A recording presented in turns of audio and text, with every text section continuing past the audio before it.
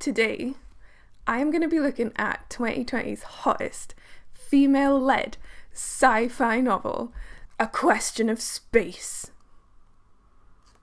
I have so many sticky notes in it. Treya was an entertainer, an artist, a poet. So whose idea was it to send her to Mars base? She did not belong among the scientists and engineers. Yet when disaster strikes, her dogged determination and endless optimism is what pulls everyone together into a proper community capable of surviving anything. However, would her growing love for shuttle pilot Reagan survive? For those of you that don't know, my weekly magazine is printed in the UK by DC Thomson, and the pocket novels are a supplement that go out alongside it. They're printed once a fortnight, and they're usually found in places like Asda. The demographic for them is supposed to be like 50 to 65-year-old women, maybe retirees, just looking for something like quick and easy to read that's like lighthearted and fun and has a little bit of romance in it. Amazingly, completely unexpectedly, this is like some really hardcore sci-fi. But then I know people that work in libraries, and they have said to me like, oh, no, like that kind of like 50 to 65-year-old demographic really are like chewing through the high fantasy and sci-fi novels. So I guess, good on you, DC Thomson, for publishing this. It's hardcore sci-fi to the point where it's a little bit annoying. As a warm-up, I'm going to read you some of my favourite names from this book, because everybody has a dumb sci-fi name and some of them are really choice. Swarm Pan, Jaw Long, Chloro Wakes, Sheru Ba, and my personal favourite, Korno Warno. What a name. It's a shame he's barely in it. I think it's a he. It's set in the future.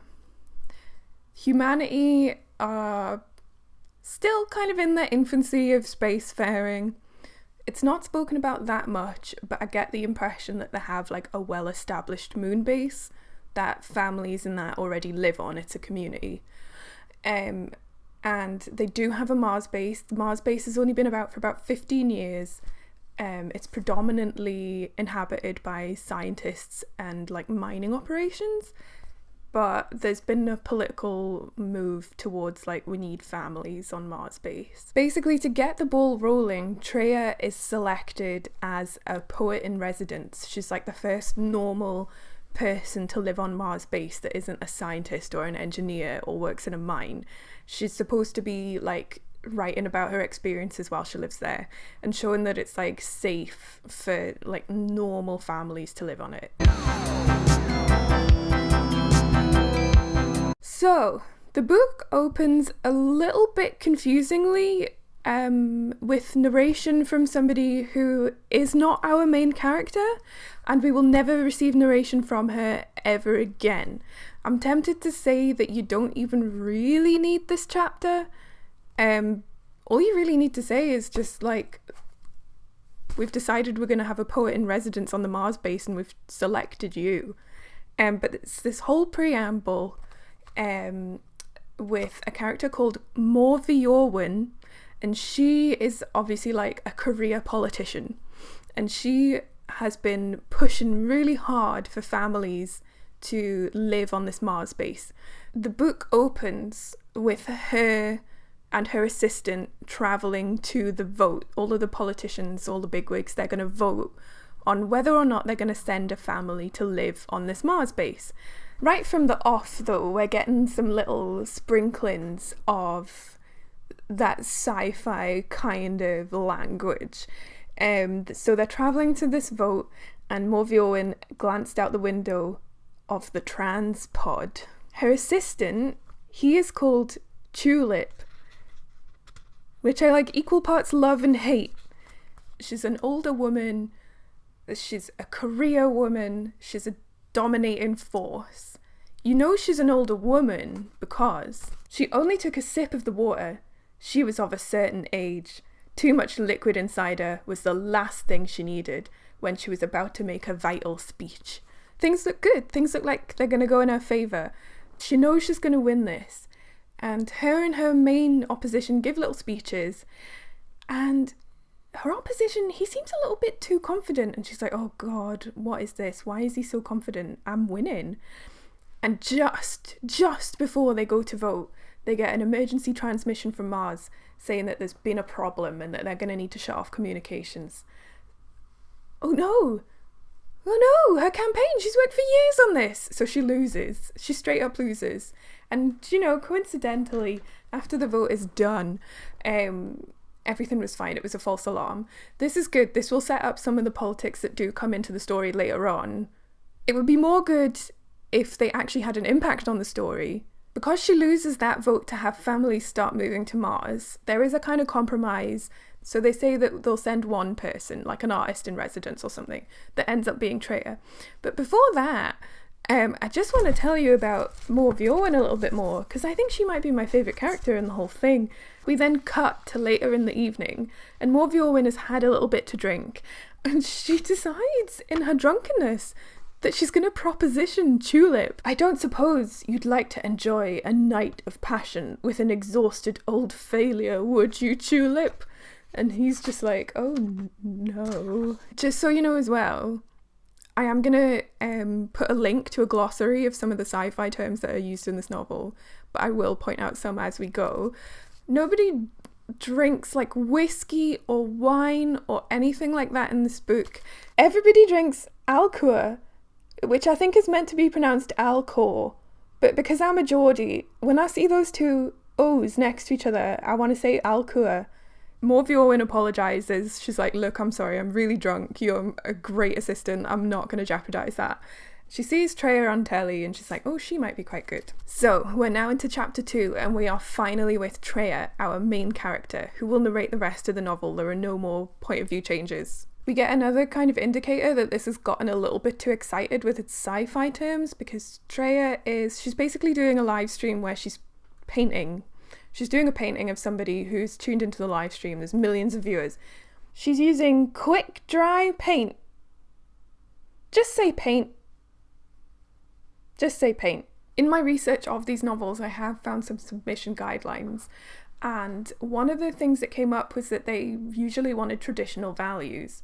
I do think that must be changing a little bit, because it's not mentioned in the submission guidelines that are printed in the back of this book. And we get an interesting little bit that's kind of starting to show what Treya's character is like, because she's painting this girl that is one of the people watching her live stream, and she flirts with her. We get some girl-on-girl flirting, which I was like, oh my God, really? It's a very human thing when we look at someone, when we talk to someone, when we're attracted to someone, and it like causes a little stir in the people watching. But I was like, oh my God, she's flirting with a girl. So like instantly I was a bit excited about what Treya would be like as a person. But then I kept reading the novel. Treya finishes her live stream and she's like tidying things away, and she has a visit from her agent, but unusually it's in person. Her agent is called Calumnia, and I think she's close to being Morvio and just inches it. But she is my second favourite character in the novel. This author, he definitely has a knack for writing like older career women, and if I had any advice for him, it would be to kind of like stick to that, because you're really good at that. I really like Calumnia. She's kind of she's an agent, and she acts like an agent, and she manipulates people like an agent, like you would expect. She's a very, very good character. She's visiting Treya in person, which is unusual because she's so busy. And it's to tell Treya that she has been selected as a potential candidate to go to Mars. We get some more sci-fi things. Treya talks about seeing something about the Mars base vote on a newsie. People talking about things on a chat-chan and a news-chan. The little blurb about the author in the front of this is that he's a retired teacher from Wales. And imagine that if you like picked this up and you read it and that was how you found out that your teacher had obviously spent a large amount of time on 4chan. Her agent is explaining to Treya that they need an ordinary person on Mars, and we get our first indications that Treya might genuinely be the most irritating main character put to paper. Do you mean me? I'm not the slightest bit ordinary. I'm extraordinary. Way to be humble. We also get our very first instance of one of Treya's extremely annoying exclamations. Holy maloli! Now that it has been decided that Treya is going to Mars, she has to go to astronaut boot camp in order to do some training, because up until this point she's been an artist, a poet, a dancer, so she doesn't know any science, she doesn't know any engineering, she's not an astronaut, so she has to go to astronaut boot camp. For some reason, she is only doing the very final 2 months of this astronaut boot camp. And there is a little bit later on where they're talking about like the next lot of trainees. So I don't understand the rush to send Treya to Mars. Why not just get her to do the full course, the full astronaut boot camp? Why is she only doing the final 2 months? If this is a program that's running a lot and they have new intake all the time, it doesn't make any sense that you wouldn't just have her from the beginning. The other astronauts that are in this boot camp obviously agree with me that that's ridiculous, because basically all of them resent her for being there. Apart from one guy, whose name you have heard, it's Joe Long. Treya also just seems completely the wrong person for this. She's not able to adapt to any of the hardships that might be facing her. It's as part of the astronaut boot camp, they have to eat the astronaut food, so all they get is like this NutriPaste stuff, and she just bitches about it all the time. And it's like, Treya, you're gonna be eating this for 2 years. You wanted to do this. Get used to your grey NutriPaste. I take issue with this in sci-fi novels, because current modern astronaut food is not that boring. People really like eating. It's really, really harsh to expect somebody to be out in somewhere like space for that long and just be like, you get this grey paste. It's genuinely like detrimental to the majority of people to not have some sort of like variety in their diet and stuff. It's just, it's kind of just lazy sci-fi. A lot of sci-fi does this. You don't have to do it. You don't have to do it.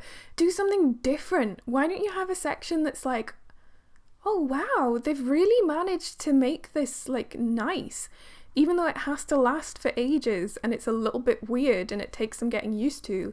There's some like nice colour and variety and flavour. You wouldn't make bland, horrible, gritty NutriPaste. You just wouldn't do it. They don't do it now. They're not going to do it in the future. People like eating too much. Treya's biggest enemy in astronaut camp is a guy called Drake. He's got a buzz cut and he has an eagle tattoo. He sounds really cool. They get into a little argument about Treya not taking the astronaut boot camp seriously, particularly because she's only doing the final 2 months of it, which if I was Drake, I'd be like, yeah, that's why are you here? In complete contrast to what Treya was saying earlier about being extraordinary, she keeps insisting to Drake that she's normal. They have basically exactly the same exchange twice on the same page, where Drake will say, because you think you're so special, and she says both times, word for word, I don't think I'm special. Treya, literally 10 pages ago, you were boasting about how extraordinary you are. We then kind of jarringly cut to the end of Astronaut Bootcamp. Astronaut Bootcamp has only gone on for about 5 pages. These books do have a 50,000 word limit, and unlike Christmas at Maldington, I would argue that this one is trying to fit too much in, because you don't have any time to like settle into that situation. It's just like 5 pages of Astronaut Bootcamp. Oh, we're at the end of Astronaut Bootcamp. Joe Long is supposed to be now like one of her best friends at this point, but we haven't seen anything of their friendship. We don't know what they've been through together. We don't know how they've struggled at astronaut boot camp. They don't know how they've comforted each other. You can't expect your readers to be on board with somebody's friendship if you show very little of it. They just don't feel like friends, and they never do. For the end of astronaut boot camp, they have a little graduation party. Treya gets all dolled up, and when she arrives, she's really disappointed because there is just like zero party in this party. Everyone's just sitting around in little groups having a chat. There's no music, there's no food, there's nothing. There's not even any alcohol or alcohol or whatever you want to call it. There's nothing there. So even though everybody hates her, she somehow manages to corral people into like moving tables around to clear some space for a dance floor, putting music on, raiding the kitchens at astronaut boot camp to get some booze and some party food. So everybody starts having a good time, which is completely at odds with the fact that they all hated her before this and all continue to hate her after this. She gets on the dance floor and she starts doing a little jiggle, and she's like, "Oh, please somebody dance with me." And Drake, who's been like her antagonist at boot camp, he's like, "Will I do?" And they start to have a little dance together in that, and they continue to dance throughout the night. Chapter 4 is long after the party has happened. Treya has written a number of poems about her time at boot camp that are being distributed for free, much to her annoyance actually, but Calumnia like really shouts her down in a way that artists will be familiar with. "But nothing, no one makes money out of poetry. If we did charge people for them, then the result would be peanuts. But by giving them away for free, you'll get a lot of people looking at your work who would never have considered it before." How many times, as a creative person, have you heard those words? "We're not going to be paying for you, but this will be great for your exposure." For Treya's last day on Earth, she is giving interviews. Don't worry about her saying goodbye to her family, because for the convenience of plot, she is an orphan. It never really particularly comes up that much. Again, the fact that she was brought up in an orphanage. Treya was brought up in sock care.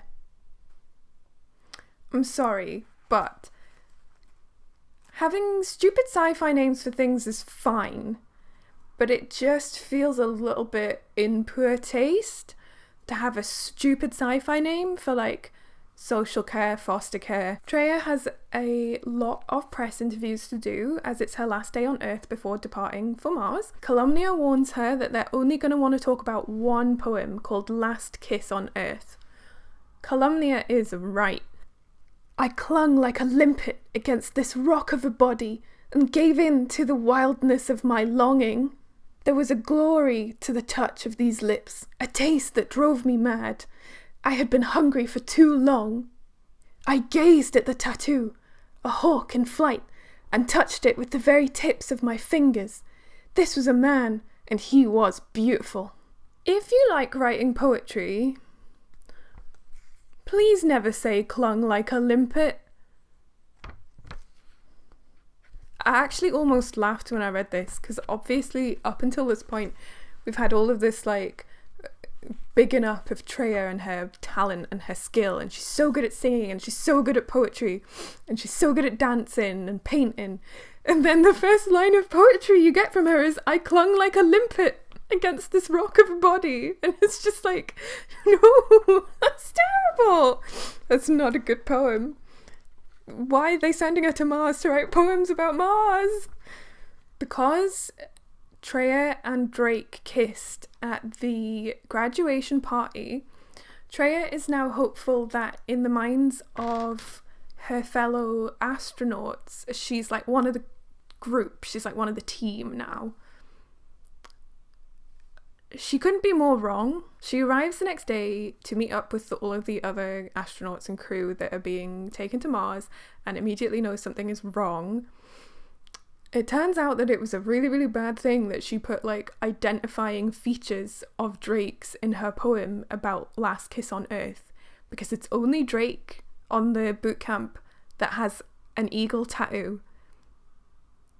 And Drake's partner, she is gonna be doing the next boot camp.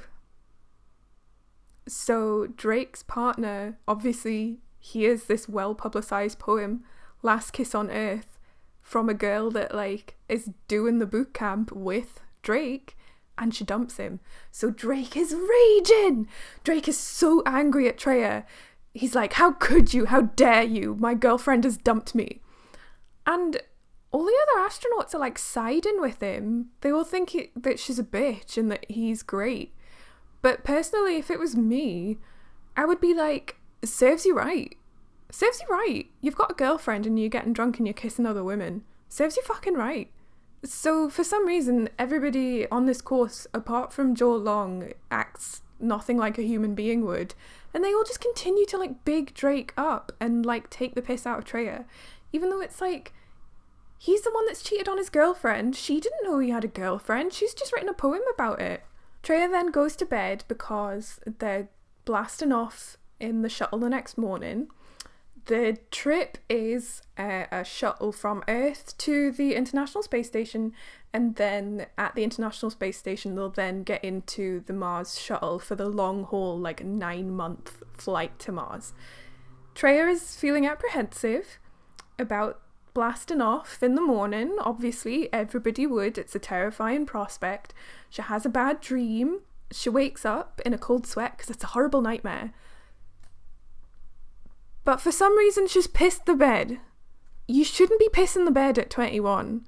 This author has a bizarre fixation on women's bladders. Hurriedly, she sat up and threw the bedding off. She gazed down in dismay. The sheet was sodden. Oh, great, she muttered. That hadn't happened since she had been a child. Like, I'm not sure you're the right person for this job, Treya, if you're pissing the bed. I think you need therapy, not a trip to Mars. This was when I was like, nope, Treya genuinely is just the most irritating person on the planet, and I cannot imagine anything worse than being trapped in a space shuttle with her. So for the launch of the shuttle from Earth to the International Space Station, Treya is going to be live streaming an improvised poem. The other astronauts hate her enough, but for some reason this poem is also being fed through their headphones. So not only is it being live streamed to millions across the world, all of these astronauts in the shuttle with her also have to listen to what she is saying. It's stressful enough going to space without having her shitty poem straight in your ear. 33, 32, 31. I remember this from school, counting forwards, counting backwards, counting in twos, counting in tens. 13, 12, 11. How simple the numbers seemed. There no real meaning to them, but these numbers now. 3, 2, 1. Oh goodness, oh goodness! What kind of bird is this that soars towards the stars? An empress of the air, to death? Flying where it exists, careless of how little managerial in this moment I will die someday, power contained within me. Oh, what a terrible poem. Oh god, it's still going. There is no joy like to death with the possibility exists. Burn our hand when we are urgent, but in this moment, so she's starting to faint. She's trying not to throw up. She's still managing to keep going with this bloody poem though. Is this normal? Is this normal? A kind of blackness. My sight is my... And then she passes out. I'm saying this as somebody who actually went to art school. I've never met anybody as annoying as Treya. All the other astronauts start bitching about her. What they don't realise is that everything that they are saying is also being live streamed. Yeah, Drake is saying stuff like she's a threat to our safety, she should never have been allowed to do this, blah blah blah. They're having a good old bitch. Everybody can hear it. Finally, we meet our romantic lead, Reagan O'Hara, the captain of the Mars shuttle. I feel like a lot has gone on, but I'm only like this far through the book. So it's actually not a bad place to meet your like romantic interest, but a lot's happened. I mean, It's commendable in a way that he's managed to pack so much in. The usual thing is that everybody who is traveling on the Mars shuttle, apart from the shuttle pilot, they go into 9-month hypno sleep. It's basically stasis. They go into stasis for 9 months. But Treya has millions of fans to keep happy. So Treya has insisted that she has to be awake. Reagan is annoyed about this because she's like eating into his alone time, and it's kind of like another thing for him to think about and another person for him to look after in a way that he shouldn't have to. And she does this like really bratty thing where she's like, look at my contract. It says I have to be awake. I feel like even the author knows that it was really bratty, because it's like, there's a bit later on where she's like trying to justify to herself speaking to him so poorly. She's like, well, you know, I was right to defend myself. I was right to stand up for myself. It's like, Treya, there were other ways you could have gone about that. You didn't need to be a huge brat. You didn't need to be like, it's in my contract. You could have just said like, look, I know this is unusual. I'm really sorry, but I have a lot of work to do and I need to keep this going. Like, I can't take a break for 9 months. I'm gonna have to stay awake. Like, just learn some interpersonal skills, Treya. Before they are allowed into the Mars shuttle proper, they have to be decontaminated. The decontamination is something else. She removed her clothing as instructed. There was a sudden blinding flash, followed by a momentary scalding sensation, and she discovered that all her body hair was gone. Treya is now bald. In another, a cloud of sticky gas settled over her and bubbled on her skin. She had to stand under a shower, being blasted by what seemed like tiny pellets. She was subjected to painful cyclical noises, which made her teeth throb. There was a series of intensely coloured lights. A mouthwash that shriveled her tongue. A ridiculously rigorous enema. Why is she having an enema? Also, you should really forewarn somebody that they're going to have an enema. All the other astronauts then go into their hypno sleep, and Treya is obviously allowed to stay awake. And she is keeping a diary, basically, of every day on the space shuttle, which is a terrible idea because nothing happens on the space shuttle. After everybody has gone into hypno sleep, we then cut to several weeks later where she's very bored of writing her diary, to the point where she's now just making stupid shit up. And I can't tell if, like, her readers know that she's making it up or not. I feel like they might know. It's not really... There are a lot of things like this in this book where it's just assumed that you'll go along with it. You just have to suspend your disbelief. It's like, fine, okay, I guess everybody's fine with her making weird shit up about space. Even though it's supposed to be a diary, and some of the things that she's describing are incredibly alarming and would make you worry about her sanity along with the safety of the crew. So I have to assume that people know that it isn't real. Reagan is also completely ignoring her. She just eats her dinner, does her diary, goes to sleep, and he just stays at the front of the space shuttle. We get another one of Treya's, like, ridiculous exclamations. Loxy Moxie! So she says that she has a tiny cactus that has now began, like, telepathically projecting thoughts to her. She says that they passed through some radiation and all of the sleeping astronauts... Are you ready for this? All of the sleeping astronauts have now developed spirit animals that are running around the spaceship. I know that saying things are your spirit animal was fashionable for a while, but as I understand it, it's actually like quite a sacred thing to some Native Americans, and it's just not okay. She also says that Drake, the guy that she kissed and then wrote a poem about, has turned into a massive space slug that smells of earwax and halitosis. It hurts my soul to read about her because she's so irritating to me. I feel like I'm not properly conveying just how irritating she is. Anyway, she's getting millions of messages about this diary. her agent Columnia is like, I've got people on the line wanting to make TV shows and whatnot. A running theme with Treya is that she never prepares anything. She always improvises. Somehow, though, everything that she does improvise is always absolutely perfect for the situation that she is in. And Treya's just like, haha, oh, that's so funny that everybody likes my little diary that much. Hee hee hee hee hee.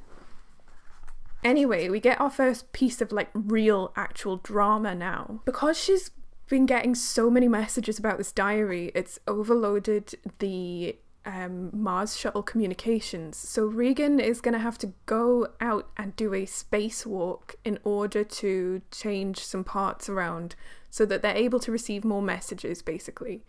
And Treya's like, oh, can I watch? So he takes her through to the cockpit and stuff so that she can somehow see him. I'm not really sure I don't know the layout of this shuttle at all, so I have no idea, how she can see him. Anyway, it doesn't matter. Disaster. He starts working on a panel for something and it explodes and a massive chunk of it flies off and cracks him across the face and he's unconscious. He's knocked out cold. Treya's terrified because she's like, oh god, what am I gonna do? And she manages to establish that he is indeed unconscious. She checks his vital signs and stuff on the ship's computer and he's just unconscious. She's not very sympathetic to the fact that this has happened to Regan. She's very concerned with how she's feeling. She starts talking about it as if it's something she's watching on telly, and then she has to shout at herself to stop thinking like that and actually do something. She's having a look outside to see what's happening to him. There's this really, really funny image of Regan unconscious tethered to the ship. He was attached to the shuttle by his lifeline. He had slowly floated away until it tightened, and then the tension pulled him back towards the shuttle. He came into contact with it and gently bounced back out into space. So he's the shuttle's going pew, and he's on his little tether just going boop, boop, boop, against the fucking hull of the ship. And what does Treya say? You're doing a little dance, Captain. Maybe I could be your partner. I love dancing. Treya, the man is unconscious and his limp body is smacking continuously off the side of a spaceship, and all you can say is, you're doing a little dance, Captain. Are you kidding me? You're the worst person to have in an emergency. Here she is pretending it's a TV program. Here she is saying about the dancing, and here she is still dithering about what she's gonna do. This is an emergency. We don't have 4 or 5 pages to dither, but we do, apparently. She's so cold. So she starts to contemplate, okay, what am I going to do? She could always do nothing. For long months, the shuttle would continue on its way with the body of Captain Regan O'Hare being carried along outside the ship like a child's helium balloon. I should say, it's explained earlier in the novel that the whole process of the shuttle is automated and Regan is kind of there for emergencies, basically. So yeah, technically she could do nothing and the whole ship would just do its thing. So she's genuinely just contemplating leaving him out there. He's not even dead. He's just unconscious. He would probably wake up in a few hours and just be like, what the fuck? And he'd be really ill and she would just leave him out there to die. Treya, no wonder nobody likes you. The minute something really deadly and terrifying happens to somebody, the first thing you do is contemplate just leaving them. Anyway, she decides eventually to do the right thing, and she does a spacewalk, and it's very long and it's very difficult, but she manages to get him inside. She puts him inside the auto dock and the auto dock sorts him out and blah blah blah. Also, when he's unconscious, she's still only thinking about how this is making her feel. What if they had come all this way and Regan still died, or turned out to be severely injured, or never recovered from his unconscious state? How could she bear being alone again in the shuttle? Treya, this man might be dying, and all you are thinking about is the fact that you might have to be alone in the shuttle for a bit longer? Wow, get some perspective, Jesus. He's fine. He's just fine. Anyway, from then on, they're friends, basically. He's grateful to her for saving his life, and he starts talking to her a bit more and being a little bit nicer to her. There's nothing much of note. They do a little bit of zero gravity dancing.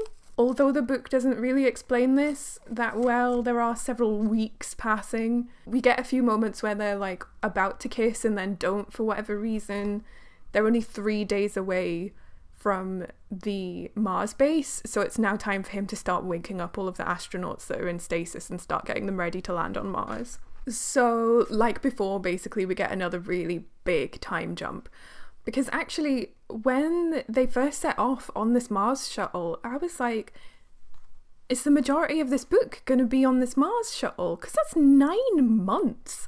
Like, are we ever going to get to Mars? Will the supposed disaster, as advertised, hit before they get there?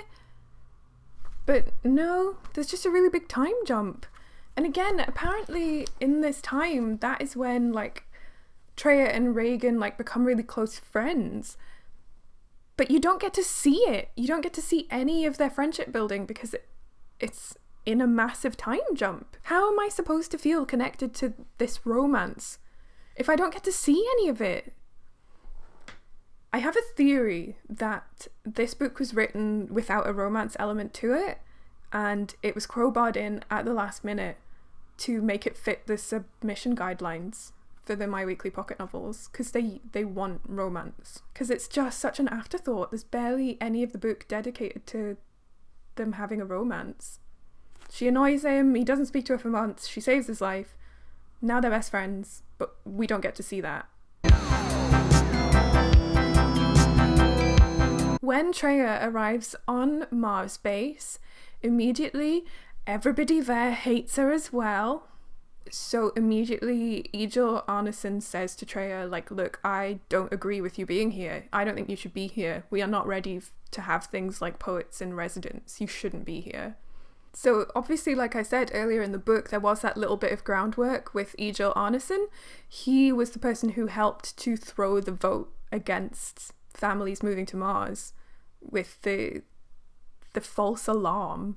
So you should have known, basically, that he's not going to be very happy that she's there. So, you know, props to the author, because he is laying the groundwork. There are genuinely, like, good things in this book, and it does work. It's a story, like, things happen. Treya is not a very good main character, because out of all of the characters in the book, she has the least personality, and she doesn't particularly experience any arc. Personally, I would have much rather read a book about Morv Ewan, because she's just genuinely a more interesting character. Treya, again, finds herself in a situation where she has no friends apart from Joe Long. They have a party to celebrate the new people arriving at Mars base, and yet again, the party is not up to Treya's standards. It's just a little bit of food. She complains about the food because she's surprised that it is more like goop. Girl, you've been eating this goop for like 11 months. Why are you surprised that it is more goop? This shouldn't be a shock by now. She's unhappy that the party is crap. She decides she's gonna fix it.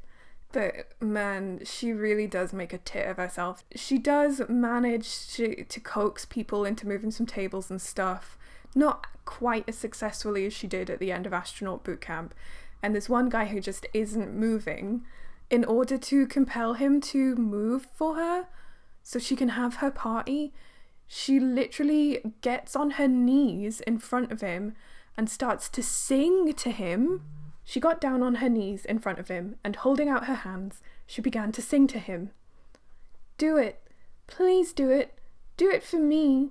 Do it for me. Like, I genuinely cannot think of anybody more annoying. Imagine, because it's basically the equivalent of an office party.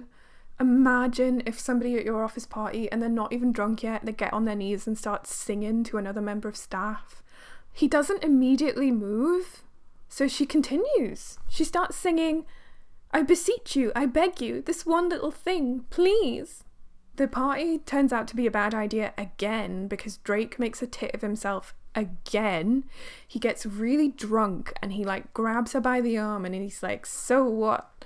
last kiss on Earth. How about first kiss on Mars? And Reagan is still kicking about. They're not a couple yet, but this annoys him that Treya is being assaulted, because she is, and he like grabs Reagan and he punches him in the face, and they both get told off.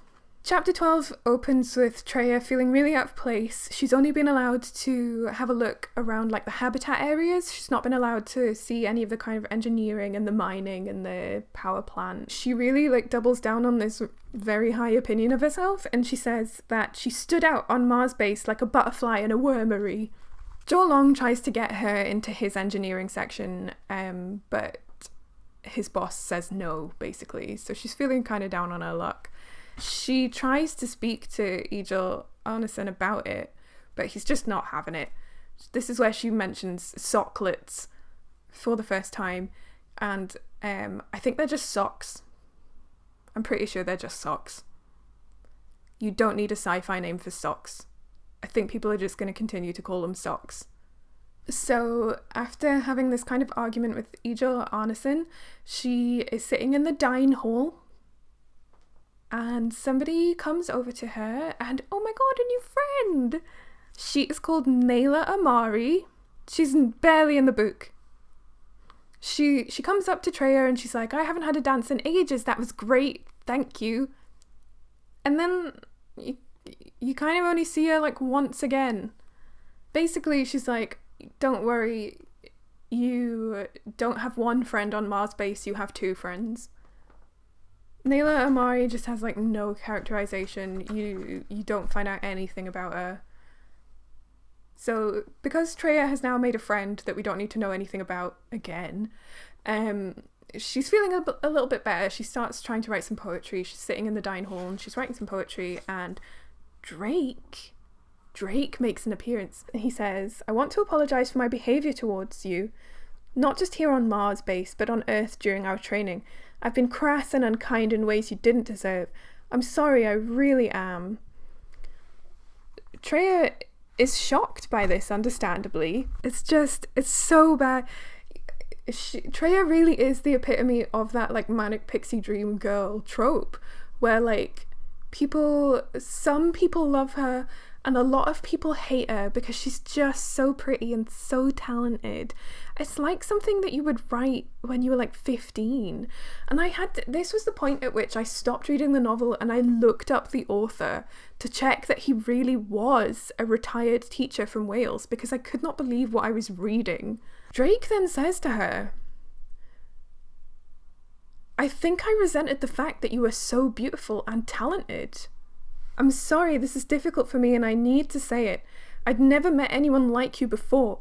You're the sort of woman who wouldn't be interested in someone like me, and I suppose that angered me. I cannot believe somebody is apologizing to her because she's so beautiful and talented.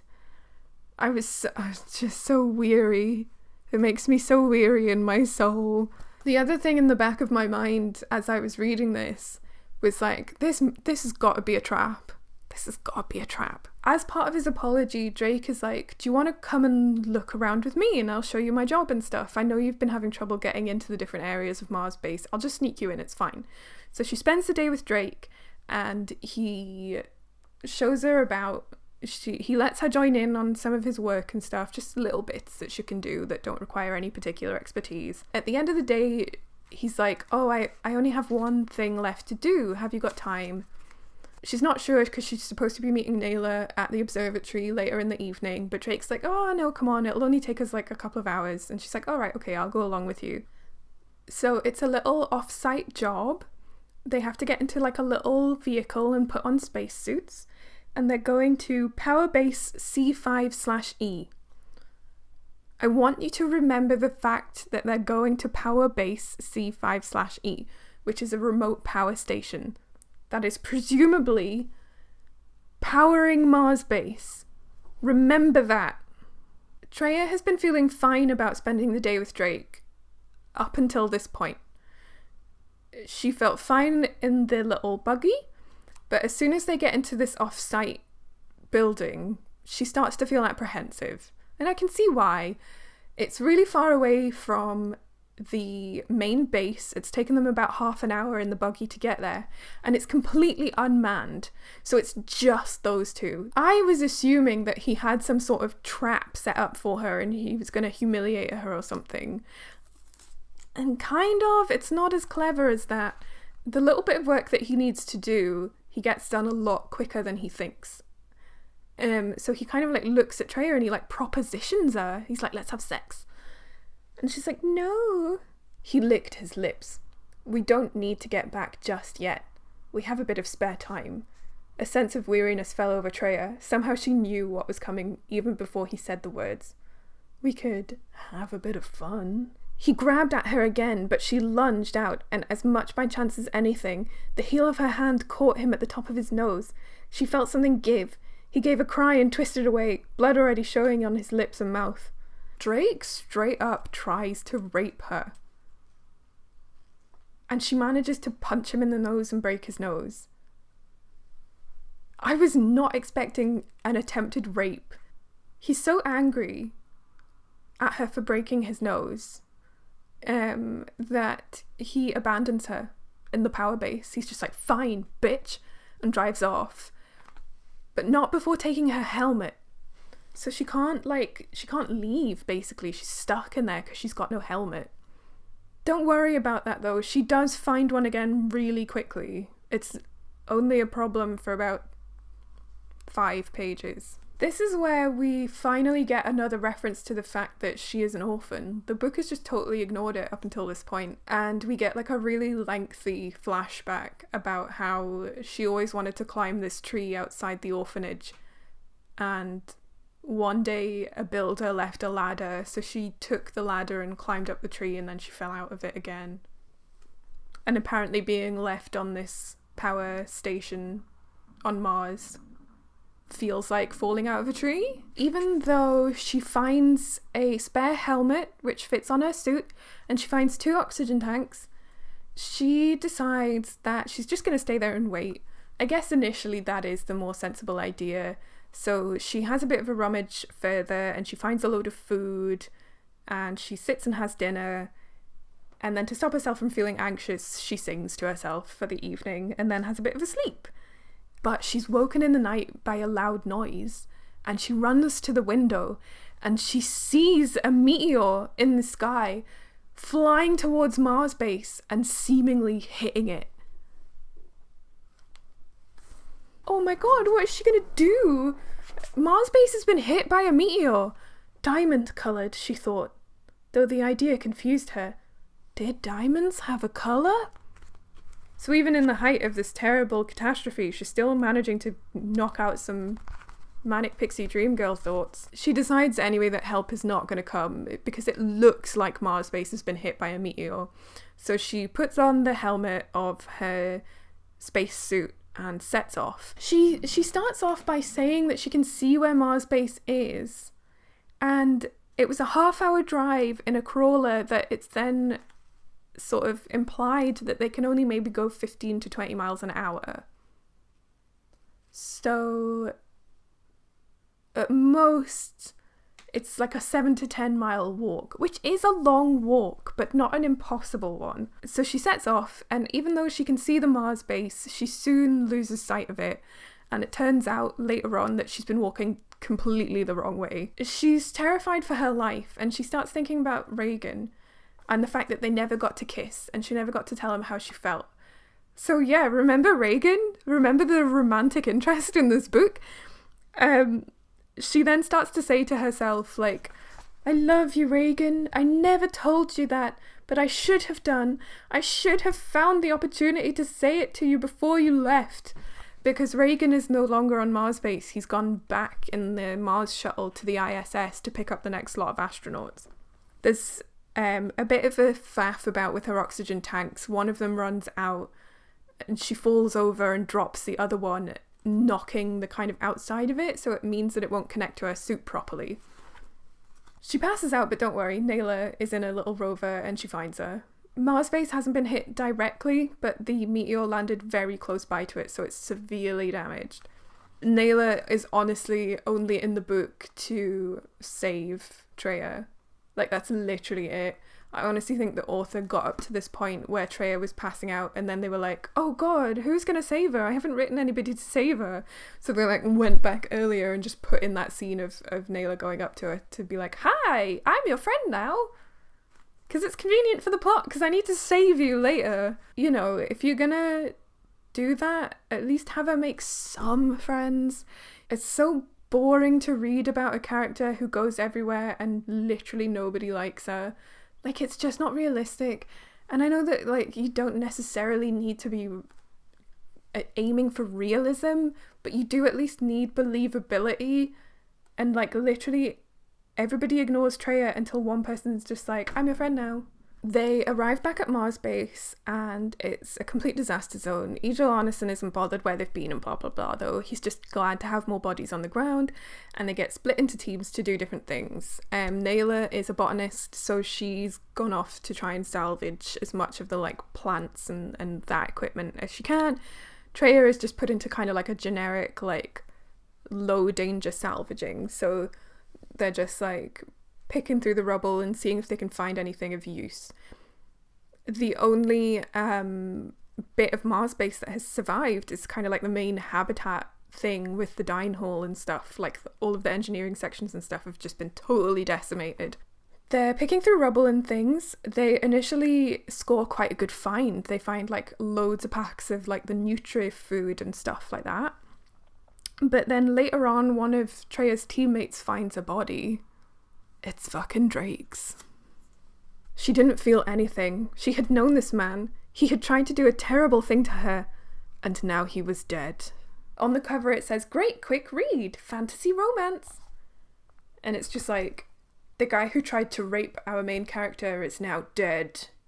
Anyway, they move him to where all the other dead bodies are, and they resign themselves all to the fact that they're now going to be living in this main kind of like habitat sphere, all squashed in together. There's not enough space for them all.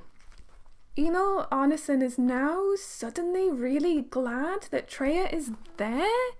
It's a massive 180 that I can only assume that's been brought on by trauma, and we're very fortunate. In our midst we have a poet, a writer. I can see her just over there. One day, Treya Soodan will tell the story of our survival here, and we will become famous. Treya, though, pushes herself to her feet and shouts back at him, I shall not tell that story. We all shall.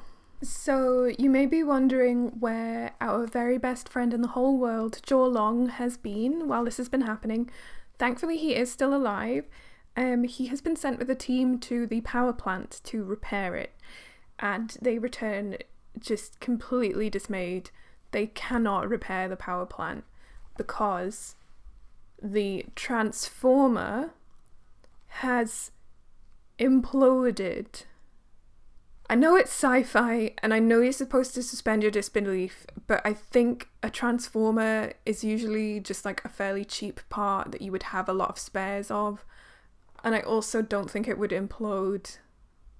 It just took me totally out of the book because it was like, so you can replace a transformer? It's just really lazy. There is a little bit later on where he's talking about like fissile particles and shattered moderators and uncontained energy streams and stuff like that. But like a transformer generally is a replaceable part. So, do you remember where Treya was abandoned by Drake? Because I do. It was Power Base C5/E. And if I remember correctly, Treya left that power base completely undamaged. It was fine. It got some dust and stuff thrown over it by the meteor impact, but it was far enough away that it wasn't damaged. As Jaw Long is saying, like, we couldn't fix the reactor, all of the lights and stuff go out, they've completely lost power. And it's like, wasn't Treya at a power base that presumably is powering Mars base? And if they have one of them, they probably have multiple. So surely that's kind of the backup. Everybody is like oh, we're gonna die. I guess that's it. I guess we're gonna die. But don't worry, because Regan noticed the meteor and comes back to Mars base. So I should point out that only about 2 or 3 weeks have passed with Treya being at Mars base before the meteor hits. So Regan reappears heroically to lift everyone's spirits. He's able to come back so quickly because he's been going really slowly in order to charge his solar panels or something. They can take some of the power out of the ship.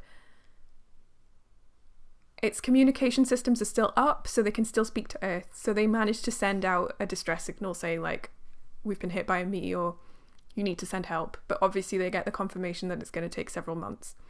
So yes, everyone, it's like ups and downs. It's like, whoa, we'll be fine. Treya will write a story about this. Oh no, we have no power. We're all going to die. Oh, Regan's back. We're going to be fine. So after Regan has like triumphantly returned, Treya gets a spare moment with him and like runs to him, and he like grabs her in his arms and he says, I love you, Treya.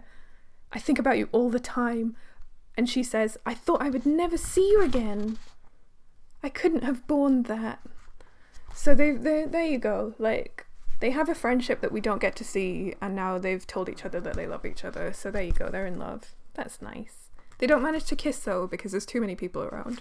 They all then have to sleep in the dine hall, I think, in like little bunks and stuff. So Treya and Regan like cozy up together to keep each other warm and stuff from then on. There's some back and forth about Regan has a spare battery thing on his Mars shuttle, but he don't know if he can be bothered to like pillage it from the ship because it's quite difficult to get it out, and if he does take it out and they run it down on Mars base, he then won't have enough power to like launch the shuttle back out into space, which he'll need to do as part of the rescue effort. So they all are frustrated because the only way that they can contact Earth is to get into this tiny little Mars shuttle. This is why Regan wants the battery, because if he can pull that battery out and hook it up to something in Mars base, he can then run the power through and set up a communication screen in the Mars base.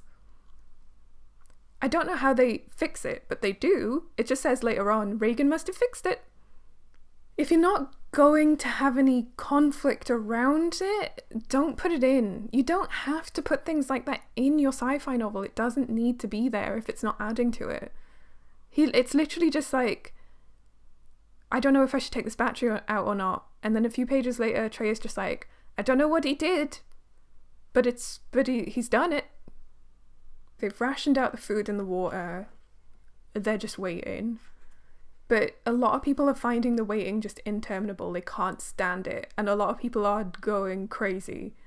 Like, people will be talking and stuff, and then suddenly there'll just be somebody screaming, like, I can't stand this anymore! Ejil Arneson thinks the best way to deal with this is to, like, physically punish these people. They're being, like, tased and, like, tied up and all shoved in a room together, because he doesn't know how else to deal with them. And he and Treya are having arguments about how best to deal with these mentally ill people. Treya has been leading a choir in order to keep people a little bit sane. She's only got about 20 or so people who are participating in it. She doesn't sing like songs with them. She just like makes up nonsense on the spot and has them sing it back to her. Like I told you earlier, Treya literally just makes everything up as she goes along, and it's always wonderful, and it's always perfect, and it's always exactly what everyone needs, and everyone always loves it.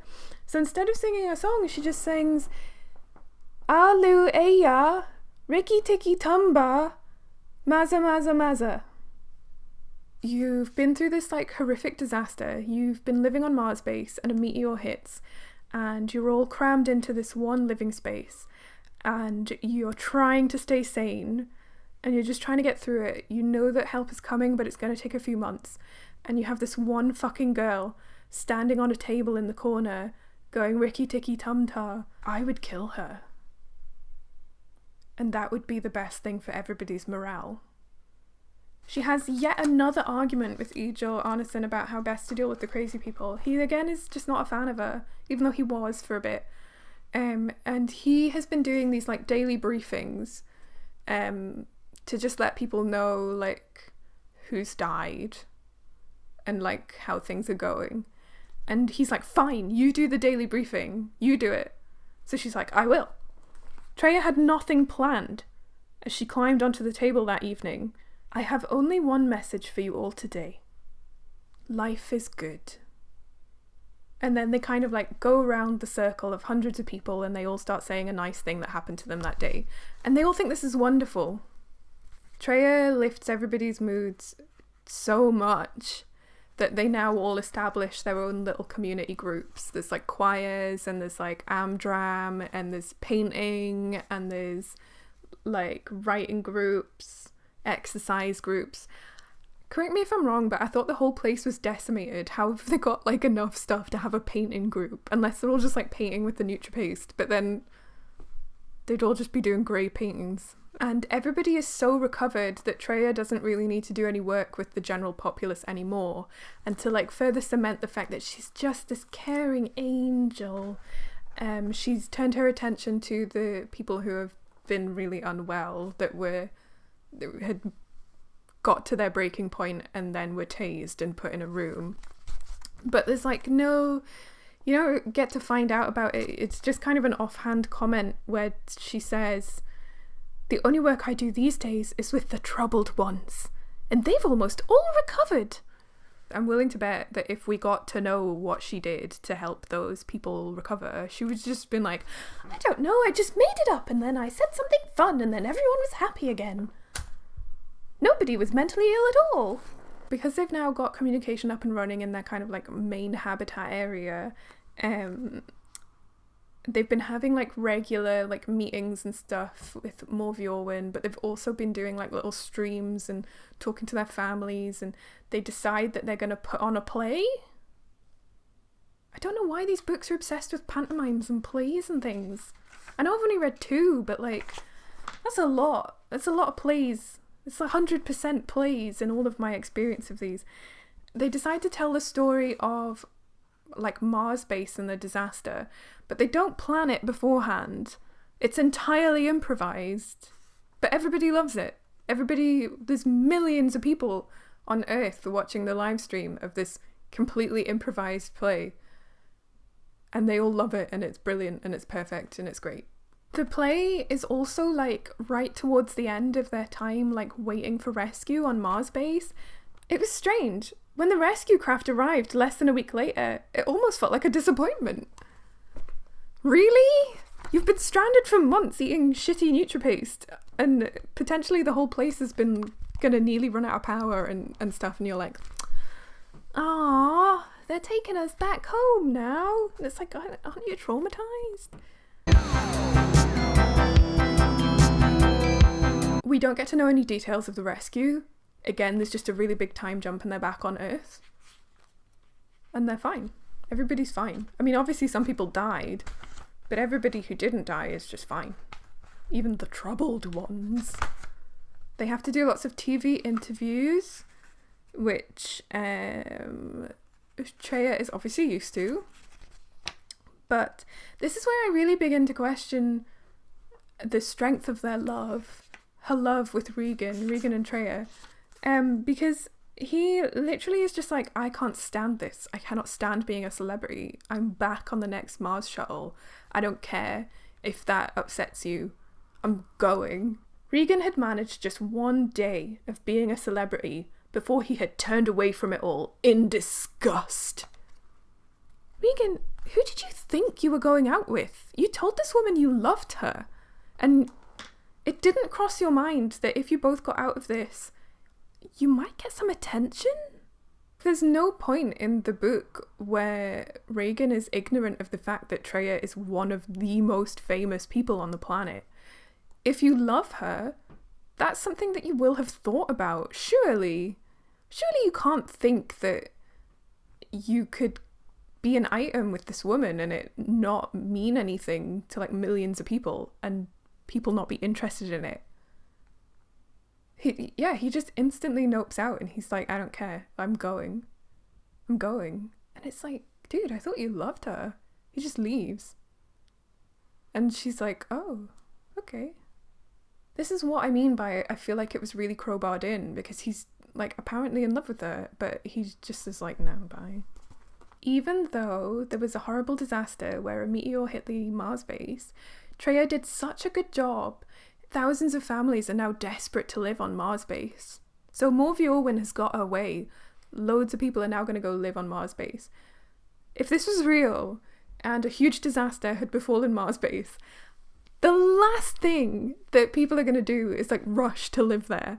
I don't care that Treya did so much yoga that everybody thought it looked great.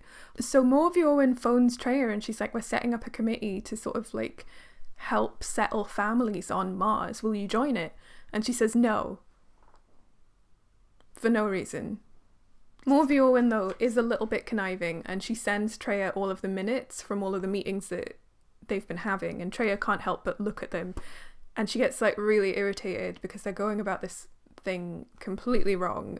So she is like, fine, I will be part of your committee. So again, it's like, why have that bit of conflict if it's not going to do anything or mean anything? Basically, in this committee, they're trying to decide ways that will build community, and Treya's complaining that all of the things that they're suggesting are very corporate and they're not very organic and blah, blah, blah. So she comes up with the idea to have all of the families awake for the 9-month trip to Mars, like she was with Regan. And Morv like, that's a great idea. Put your money where your mouth is, though. And you need to be the community leader for the first Mars shuttle. It's also said that, like, if she's going to be a community leader on the Mars shuttle, she needs to be paired up with a pilot that she, like, knows really well. So basically, like, Regan has been like, fuck this, I'm out. And she just kind of is like, well, I'll be the community leader on your shuttle then, and then we get to spend time together. I have two issues with this. One, I cannot think of a worse fate than 9 months of forced fun led by Treya. Like, oh God, put me into hypnosleep. I do not want to do that. Secondly, like, I don't think that you and Regan are really in love, Treya. He's not prepared to, like, make allowances for who you are as a person and how famous you are. When Treya comes to the Mars shuttle and is like, I'm coming with you, he does say, like, I've missed you so much. If that's the case, Regan, then why are you spending 18 months on Mars shuttles? The endings for these novels are supposed to be happily ever after or happy for now. And that, to me, feels like a relationship where one person is not willing to make allowances for who the other person is. And Treya is just kind of, like, following him by happenstance. I'm not overjoyed that they're together because I don't know why they're together. They don't seem that bothered about each other. I mean, she wants to do the community building thing, but she's just kind of abandoning what her career was for this man who genuinely just doesn't seem that bothered about her. It's not very romantic. I didn't entirely hate A Question of Space. Like, I really like Morv and I really like Calumnia. They were interesting characters, and they both felt like older, powerful career women, but they felt like two very different people operating in a similar sphere. And there are bits earlier on in the book that are hinting heavily towards the fact that the people who live and work on the Mars base aren't going to be best pleased about having Treya there. So that's good. It can't save it though, because Treya is such an irritating main character to be alongside that it just, like, there were so many points when I was reading this book where I was just like, oh my God, oh, you're so annoying. And also, you know, if you're gonna have your main character be an orphan, it needs to impact her life a little bit more. You only find out that piece of information when it's the morning before she's gonna leave, and it's supposed to be time for saying goodbye to family, but she's doing press interviews, and it's just like, oh, but don't worry, she's an orphan. And apart from like that one flashback where she's falling out of a tree, it's never relevant. So I just don't really see why it's in there. And I know that like a lot of people who were in foster care and stuff, it doesn't define their entire lives. Of course it doesn't. But it does affect you. It does affect like how you think about things. Particularly if you're going to do a story about something like a Mars base disaster, which should be about like fear and isolation. You could do parallels with being left in foster care as a child and feeling frightened and feeling isolated. There are parallels there that you can draw that just aren't drawn. And it's not like this book is frightened of tackling heavier subject matter. The crux of Treya's character is that she is this, you know, free spirit artist. She's a dancer, she's a poet, she's a great improviser. You know, she can think outside the box in the way that a lot of other people can't. And that's never really used. There's this huge Mars-based disaster, and at no point do they try to rebuild any of their infrastructure or anything, which is what I would probably do. Because you have to assume that after 15 years of work and investment and blah, blah, blah, they're gonna try to fix the place up. And that would probably keep you sane in the time that you're waiting for rescue if you did some maintenance and you tried to see what other areas you could make habitable again. Maybe when Treya is in Mars base, have her trying to make sculptures out of some of the materials that are used to construct Mars base, and she is struggling. One of the issues that they have after the disaster is rationing of water and where they're going to grow food. So maybe she notices that the reason her sculpture isn't staying up properly is because the material that is used to create the very exterior of the Mars base just keeps collecting condensation. Even though the air seems really dry, it's just like constantly got water droplets on it. And she's like, oh, that's weird, it's annoying. So through her art, she notices something that ends up being relevant later on. Why can't she say to them, oh, do you know what? I noticed that magical sci-fi metal, plastic stuff, it's really, really good at like gathering water and creating condensation. Like, why don't we put big sheets of it up to like get some water supply coming in, and then we can like start planting things and, you know, like put it through filters and we can use it as drinking water or like washing water. There's just no kind of moment where Treya uses her ingenuity of thought to really help. I also think that maybe you should analyse the character a little bit more, because to me, Treya's behaviour is very extreme. Like, she's very annoying and she's very in your face. So why not explore why she is like that? Maybe because she, you know, was an orphan, maybe she's got this extreme fear of rejection, and that's why she like overcompensates when you first meet her, because she's frightened of making the wrong impression. So she tries to be this like effervescent, she tries to be like this really bubbly girl, and it just comes off as really annoying. As a book, it surprised me a lot. It surprised me that she flirted with a girl. It surprised me that it was willing to go to such dark places, but more than anything, it just irritated me. So, if you enjoyed the video, don't forget to give me a wee like and maybe a subscribe. I'm also going to put a link to my Ko-fi page and my Twitter in the description, so you can give me a wee follow on there. Ko-fi is a little bit like Patreon, but you can also make one-off donations if you don't want to sign up to like a monthly payment. If you make a one-off donation or you sign up for a monthly subscription, you gain access to supporter-only content that includes wee previews for my next videos, as well as some insights into my next webcomic project. So check it out if you're interested. As always, thanks so much for watching the video, and I will see you next time. Oh my god, though, This book was even worse than Maldington in terms of typos. There were so many typos that I found in this one, and they're like shocking. They're things that should have been picked up on. If he wanted to ignore her, then that was his business. She was grasped. I have. Finding double spaces was kind of like my specialty when proofreading was a big part of my job. Quickly, nevertheless.